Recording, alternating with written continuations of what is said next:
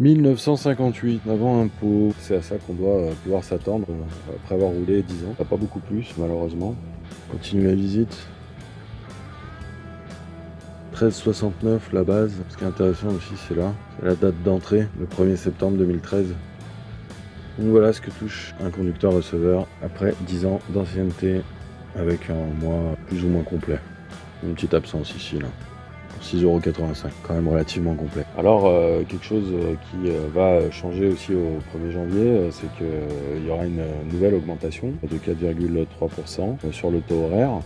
Donc, moi, vu que j'ai ma majoration liée à mon ancienneté de 10 ans, ça fera un peu plus sur les chiffres que je viens de vous montrer. Et ça, c'est lié à une augmentation de la convention collective qui tient compte depuis, en particulier l'année écoulée 2023, un peu plus de l'inflation, c'est-à-dire qu'il y a eu des augmentations automatiques, taux horaire conventionnel. Alors, il y a deux raisons pour ça. Premièrement, peut-être trois même.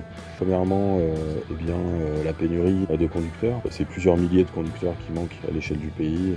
Donc les patrons commencent quand même à prendre la mesure du problème et donc à essayer d'être un peu plus attirants, attractifs comme ils disent. Et puis surtout, ceci expliquant cela, il y a eu énormément de grèves dans notre secteur, donc c'est également le produit de la lutte des classes et des grèves victorieuses qu'il y a eu à droite à gauche, en région parisienne, en région lyonnaise, dans le Nord-Isère, ailleurs. Beaucoup de grèves victorieuses, beaucoup de grèves qui ont pesé sur des négociations salariales, sur des NAO. Troisième raison, c'est peut-être les Jeux Olympiques qui arrivent et qui mettent une certaine pression au patronat. Là, on voit plus ou moins des offres d'emploi, tandis qu'on est déjà employé, mais des offres d'emploi pour nous permettre de rouler pendant cette période de Jeux Olympiques.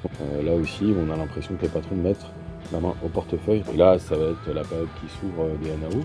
Il faut que les luttes continuent sur les salaires, il faut qu'elles s'amplifient et il faut surtout qu'elles se coordonnent. On n'arrivera pas à avoir les augmentations générales dont on a besoin si on ne se bagarre pas et si on ne se coordonne pas au niveau général. Dans la profession, l'ambiance y est. Beaucoup de salariés se mettent en grève pour leur salaire. Il faut qu'ils se convainquent, il faut que nous parvenions à les convaincre que si ils y vont tous ensemble, eh bien, ce sera pour des augmentations encore plus importantes. Eh bien, à très bientôt dans les comités de grève, sur les piquets de grève, pour des augmentations générales des salaires